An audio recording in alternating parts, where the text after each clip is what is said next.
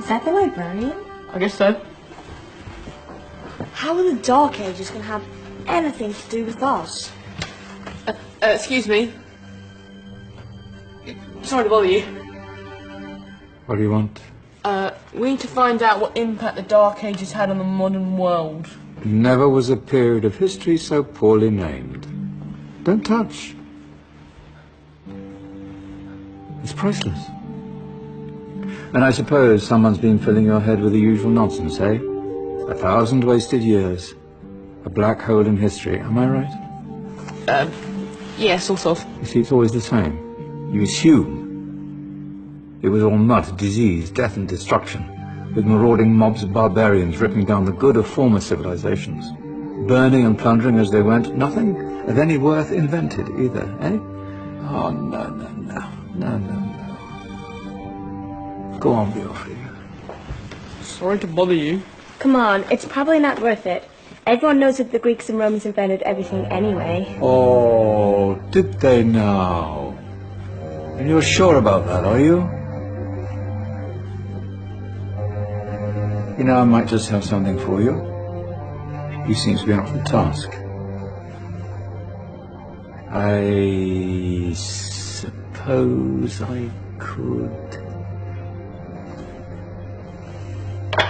Follow me. I've got just the book for you.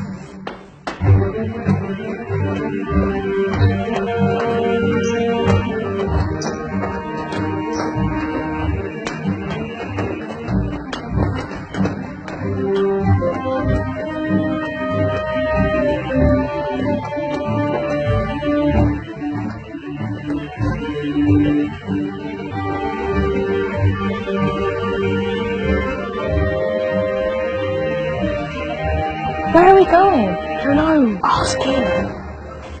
Excuse me.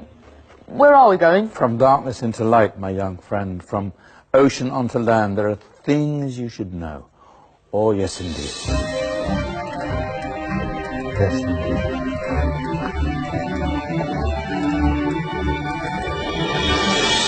Now, I know I left it round here somewhere.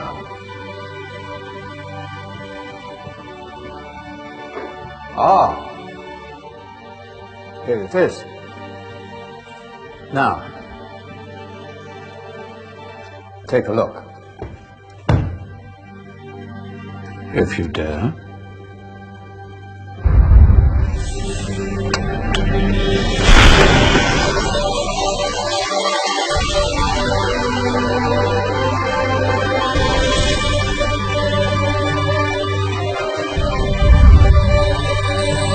What's going on? Welcome to the Dark Ages, or as it should be known, the Golden Ages. Who are you? I am Al-Jazari, engineer and ingenious inventor. I thought you said this was the Dark Ages. It doesn't look very... dark. That's because it's all a matter of perspective, my soon-to-be illuminated friend. Of course, there are parts of the world that weren't dark at all, but in a civilization that stretched from Spain to China, the golden rays of discovery and invention shone over everything. What civilization?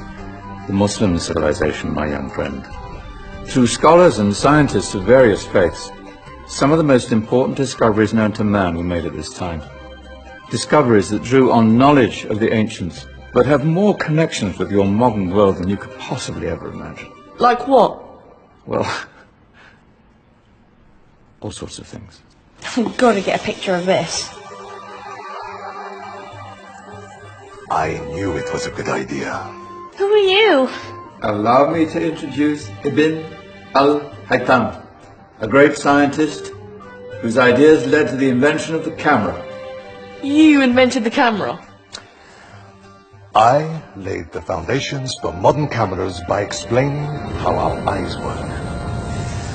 I found a way of projecting an image onto another surface through a small hole in a dark room, later called camera obscura. Think of all the things that evolved from this discovery. Cameras, cinema, all share the same principle. Cool. Look out below! Who's that? That's my good friend, Abbas ibn Farnas, who gazed up to the heavens, passionate in his belief that man could fly.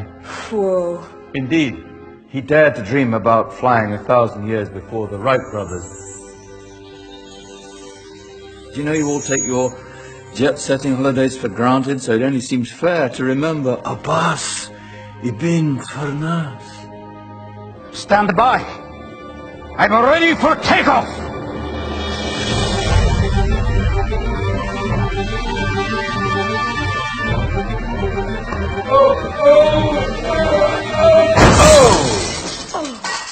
You did forget one thing, though.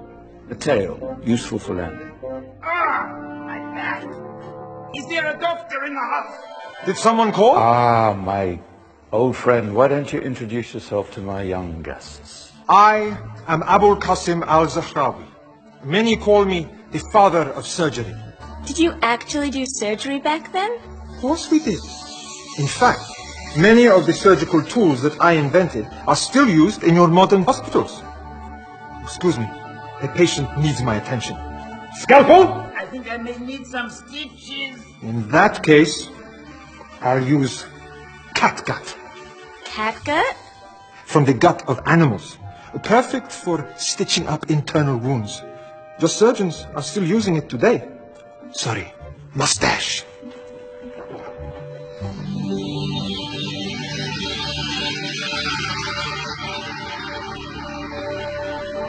Who's she? That's Maryam al-Astrolabi, one of the many brilliant women of her time. She made sophisticated astrolabes. Astro what? Astrolabes. They show the sky and the stars on a small flat plate you can hold in your hand. Think of them as ancient calculating or timekeeping devices. Today you have your watch, your compass, satellite navigation, helping people and explorers travel the world. Science at its brilliant best. And all these things were developed during the Golden Ages. Well, that's just the tip of the iceberg.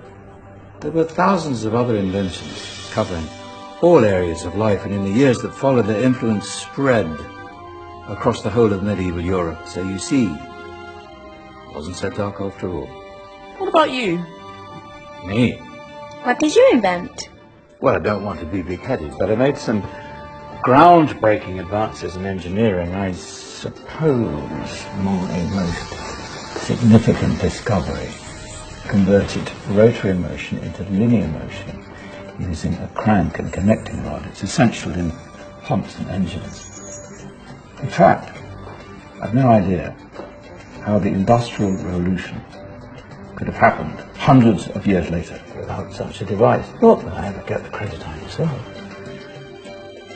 But my crowning glory was my amazing time-telling machine. My legendary elephant clock.